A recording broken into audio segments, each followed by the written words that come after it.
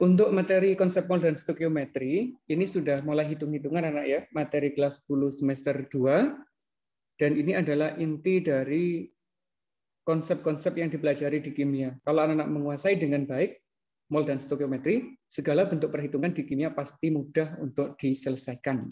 Nah, kita langsung masuk aja di materinya. Pertama kita review dulu masalah mol anak-anak. Mol yang kita bahas di kelas 10 dulu itu merupakan satuan untuk jumlah benda di kimia.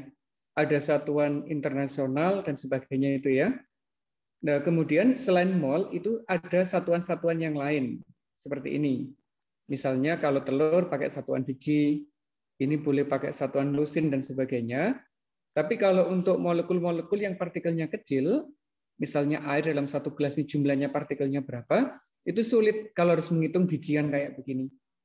Sulit dinyatakan sebagai gross, sulit juga dinyatakan sebagai kodi dan sebagainya. Maka ada satuan khusus di ilmu kimia yang disebut sebagai mol, gitu. Yaitu untuk menyatakan jumlah partikel yang ukurannya sangat kecil.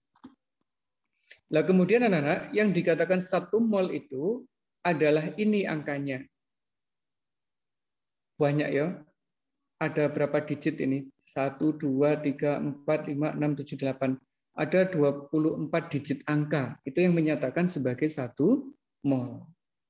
Kalau anak-anak punya air yang jumlah molekulnya sebanyak ini, itu baru dikatakan sebagai 1 mol. Kalau anak-anak punya emas, biji emas, yang jumlahnya sebanyak ini, baru dikatakan sebagai 1 mol emas. Maka ini anak-anak, itu adalah hasil dari eksperimen perhitungan yang dilakukan oleh Avogadro. Maka dikenal sebagai apa? Konstanta atau tetapan Avogadro. Yang lebih sederhana ditulis sebagai ini. 6,02 kali 10 pangkat 23 partikel per mol. Lah maksudnya apa sih maksudnya? Maksudnya itu ini. Misalnya kita punya seng. Baru dikatakan 1 mol seng itu jika masanya adalah 65,4 gram. Jadi kalau kita punya seng seberat ini, jumlah partikelnya itu sebanyak ini anak-anak. Sebanyak 6,02 kali 10 pangkat 23. Karbon juga sama. Kalau kita punya 12 gram karbon, itu jumlah partikelnya sebanyak ini. Atau disebut sebagai 1 mol. Magnesium sama. 1 mol magnesium berarti masanya adalah 24,3 gram. Berhubungan dengan apa anak-anak ini? 65,4, 12, 24,3 ini. Berhubungan dengan masanya suatu atom. Ini adalah massa atom seng, ini massa atom karbon, ini massa atom magnesium. Gitu ya. Jadi 1 mol itu identik dengan massa satu atom.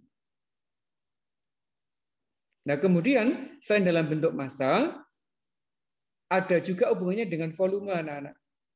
Misalkan ada gas oksigen itu ya.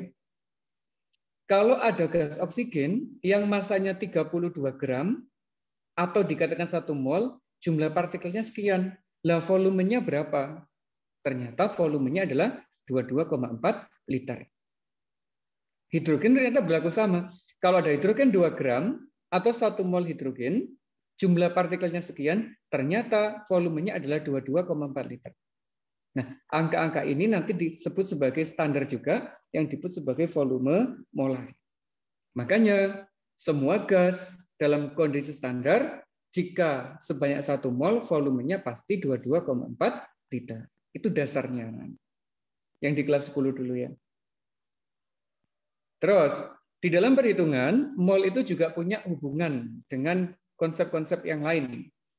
Mol hubungannya dengan volume gas bisa, dengan jumlah partikel bisa, dengan massa zat bisa, dengan molaritas juga bisa kalau dalam kondisi larutan. Kita ngubah-ngubah ini juga bisa. Ada zat diketahui massanya, kita bisa menghitung molnya. Juga bisa dihitung volumenya. Juga bisa dihitung jumlah partikelnya, juga bisa dihitung molaritasnya. Ini disebut sebagai apa anak dulu? Jembatan keledai untuk konsep mol itu ya. Yang harus Anda kuasai ini hubungannya. Kalau mengubah mol menjadi massa itu berhubungan dengan massa atom atau massa molekulnya, AR atau MR. Kalau mengubah ke jumlah partikel, hubungannya dengan bilangan Avogadro. Mengubah dalam volume gas, hubungannya dengan volume molar, 22,4 itu. Kalau dengan molaritas, hubungannya adalah dengan volume larutan. Begitu anak-anak hubungannya. Insya Allah nggak ada masalah ya. Nah, yang jadi masalah biasanya di sini untuk menghitung MR suatu senyawa. Tiap tahun itu saya menjumpai. Ya, posir cara ngitung MR itu kadang masih bingung anak-anak. Sampai kelas 12 itu masih terjadi. Kita ambil contoh ya. Misalnya ada unsur begini anak-anak. Ada hidrogen, ada karbon, ada oksigen, ada belerang. Kalau ditanya berapa sih MR-nya H2O, berapa sih massa molekul relatifnya H2O itu, ya kita tinggal menghitung massa masing-masing atomnya aja, anak-anak. Dijumlahkan semuanya gitu ya. Ini hidrogennya ada 2. Berarti 2 kali massanya hidrogen. Ditambah dengan 1 kali massanya oksigen. Massa itu yang atas. Maka ini 2 kali 1. Yang ini 1 kali 16. Ketemunya adalah 18. Bisa ya ini ya? Ini materi kelas 10. AR dan MR. C4 juga sama. 1 AR-nya C ditambah dengan 4 AR-nya H. Hidrogen itu 1, C itu 12. Maka ketemunya 16. SO2. S-nya 32 dari sini. O-nya 16, tapi dikali 2. Maka ketemunya 64. Nah, ini adalah konsep-konsep penting yang akan kita gunakan di materi ini. Siap langsung ke contohnya?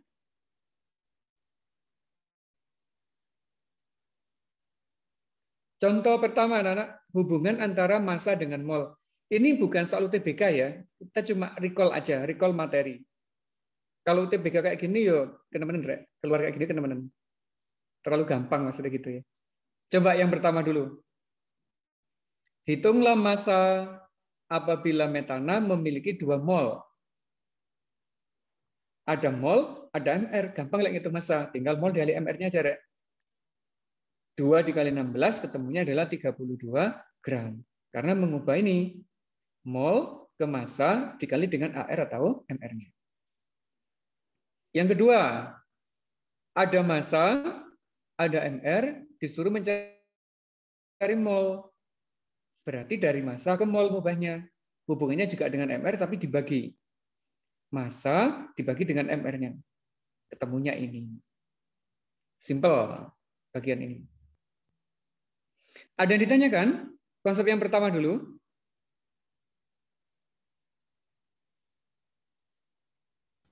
Tidak. Oke, contoh yang kedua.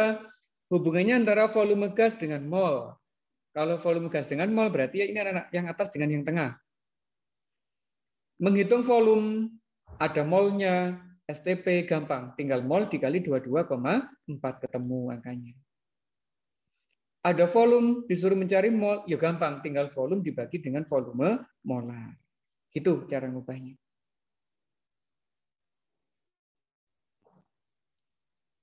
Yang ketiga, molaritas dengan mol. Molaritas yang bawah ya, yang sini. Hubungannya dengan volume larutan. Molaritas itu satuannya mol per volume. Jadi tinggal diubah aja. Ini ada mol, ini volume, yang penting dijadikan liter volumenya. Jadi 0,1. Lah ketemu. Ada mol, ada volume, ada molaritas, disuruh mencari mol, gampang. Tinggal dikalikan aja. Molaritas dikali volume ketemunya. Itu hubungannya. Yang terakhir, kalau berhubungan dengan jumlah partikel, berarti menggunakan bilangan Avogadro. Berapa jumlah partikelnya? Tinggal mol dikali bilangan Avogadro.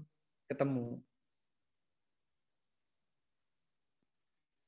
Berapa molnya? Tinggal jumlah partikel dibagi dengan bilangan Avogadro. Begitu Rek, caranya. Ada yang ditanyakan sampai di bagian ini dulu? Tidak ya? Kalau tidak, sekarang ini. Konversi satuan, jadi sudah lintas ya. Diketahui massa dan dengan volume dan sebagainya. Caranya juga sama, anak-anak. Contoh ini. Diketahui massanya. Berapa volumenya? Jadi dari massa disuruh mencari volume. Ini nggak bisa langsung ke sana. Harus lewat mol. Berarti massa dijadikan mol dulu. Ketemu molnya, baru dicari volumenya. Ini ngitungnya. Massa per mR ketemunya 0,1. Volumenya mol dibagi dengan volume molar, ketemunya 2,24 liter. Itu anak-anak. Apakah bisa menghitung jumlah partikel dari massa? Ya bisa. Berarti massa dijadikan mol, mol baru dijadikan jumlah partikel. Untuk kelas A insya Allah nggak ada masalah yang kayak begini. Lanjut sekarang. Hubungan antara mol dan reaksi kimia. Ini adalah inti dari pembelajaran hari ini, anak-anak.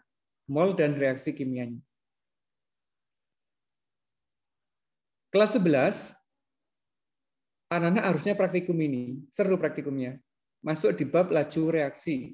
Atau masuk di bab hidrokarbon. Itu boleh bahas masalah ini. Misalkan kita punya gula ya. Gula-gula biasa dulu ya. Yang gula pasir yang bisa kita konsumsi itu. Kita tempatkan di dua tempat anak-anak yang berbeda. Tapi jumlahnya yang sama. Kalau ini misalkan 100 gram, ini juga sama 100 gram. Kemudian, di gelas yang pertama dimasukkan asam sulfat pekat, concentrated sulfuric acid, berarti sangat pekat banget. Terus yang kedua, ini adalah yang encer, asam sulfat encer. Setelah 15 detik terjadi perubahan anak-anak. Yang ini terjadi perubahan, ada reaksi kimianya, terbentuk arang gitu ya, hitam. Ini terus bergerak. Semakin lama, makin cepat terbentuknya arang, menjadi panjang. Tapi yang asam sulfat encer enggak mengalami perubahan karena enggak ada reaksinya. Kalau ditanyakan, kira-kira berapa sih massa arang yang dihasilkan? Berapa sih uap air yang dibebaskan ini? Itu ternyata kita bisa menghitungnya menggunakan konsep hubungan mol dan reaksi kimia. Jadi, untuk tahu berapa massa karbonnya, berapa volume uap airnya, langkah pertama harus kita buat persamaan reaksinya. Sukrosa itu ini, karbon itu ini, uap air itu ini. Sudah setara belum persamaan reaksinya? Belum. Belum. Kalau belum berarti tugas kita pertama adalah menyetarakannya dulu. Ini 12, di sini masih berapa? 1. Berarti koefisiennya diganti? 12. Yang di sini diganti berapa? 11. 11. Nah, selesai gitu ya. Jadi sudah kita dapatkan persamaan reaksi. Ini adalah peristiwanya, anak-anak. Yang ini adalah simbolnya. Ini reaksi kimia, yang ini namanya persamaan reaksi. Itu kalau kita ingin mendetailkannya. Angka-angka kecil ini nggak boleh berubah. Disebut sebagai indeks. Kalau yang depan ini disebut sebagai koefisien. Sedangkan yang di dalam kurung itu adalah wujud zat-nya. Itu materi kelas 10 dulu. Nah sekarang, bagaimana cara menghitung massa dan volume? Kita gunakan ini, hubungan antara mol dan koefisien reaksi. Konsepnya satu, yaitu perbandingan koefisien sama dengan perbandingan mol. Asalkan kita dapat perbandingan koefisien, kita bisa mencari perbandingan molnya. Contoh, ini tadi. Berapa sih perbandingan koefisiennya? 1:12:11. Pintar. Berarti kita bisa nggak mencari perbandingan molnya? Bisa. Berapa? 1:12:11. Pintar. Itu aja konsepnya. Jadi perbandingan koefisien sama dengan perbandingan mol. Dapat ya konsepnya ya? Ini ada koefisien, ada perbandingan. Kita bisa menghitung langsung massanya, volumenya gitu anak-anak. Langsung kita aplikasikan di contoh soal. Misalnya ini. Sebanyak 3,42 gram sukrosa ditetes dengan asam sulfat pekat, jika AR-nya C12H1O16, pertanyaannya ada 4. Berapa mol sukrosanya? Berapa perbandingan mol masing-masing zatnya? Berapa massa karbon yang dihasilkan? Berapa uap air yang dihasilkan? Kita bisa menghitung masing-masing ya. Pertama ini dulu, perbandingan koefisien kita dapatkan. 1:12:11. Perbandingan molnya juga sama, 1:12:11. Bisa nggak kita menghitung molnya sekarang? Bisa. Ya apa caranya? Gram kali MR. Balik. Dibagi apa dikali? Bagi. Massa dibagi MR, betul. Masanya berapa? 3,42. MR-nya berapa, Mbak? 342. MR-nya. 342, pinter. Sengaja dibuat gitu ya, ngitungnya gampang. Jumlah atom C-nya 12, satu atom hidrogen masanya 12, berarti 12 dikali 12. Hidrogennya jumlahnya 22, satu massa hidrogen masanya 1, berarti 1 kali 22. Oksigennya 11, massa oksigennya 16, berarti 16 dikali 11, ketemunya adalah 342. Nah ini molnya 0,01, berarti ini sama 0,01. Ketemu kan ya? Berapa molnya C sekarang, Rek?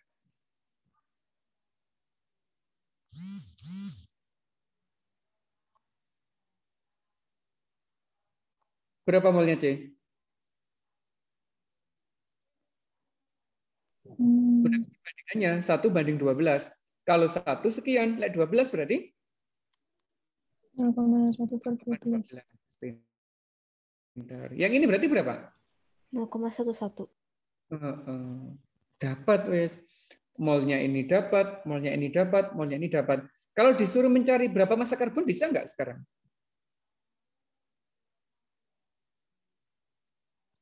Kalau sudah ada molnya, ya gampang. Berapa massanya? Langsung kalikan dengan AR-nya. Molnya ini, AR-nya 12 dari sini. Maka ketemunya 1,44 dalam satuan gram. Itu massa karbonnya. Kalau volume airnya, sudah ada molnya, langsung gampang. Mol dikali volume molar. Molnya ini, volume molarnya 2,4, ketemunya adalah 2,464 liter. Begitu, Re. Bisa ya? Ini soal standar, masih memungkinkan keluar di UTBK yang model begini. Anak-anak harus bisa menyetarakan, bisa mencari molnya, bisa mencari perbandingan mol dan perbandingan koefisien, baru bisa menghitung massa zat atau volume zat yang terlibat reaksi kimia.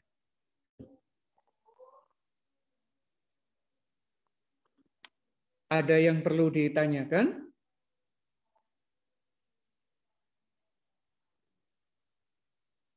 Lek menang berarti enggak. Lanjut.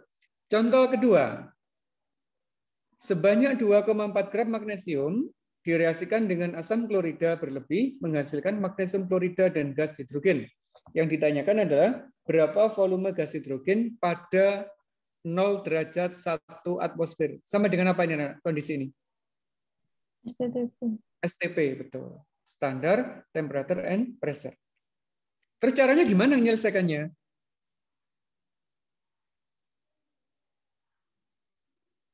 Ya, langkah pertama kita harus menyetarakannya dulu. Nah, ini. Mg ditambah HCl membentuk MgCl2, ini H2. Tinggal dikasih 2 koefisiennya, selesai.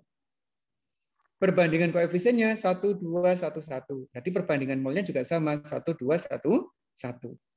Ini ada massa, berarti kita bisa menghitung molnya Mg sekarang. Berapa molnya Mg?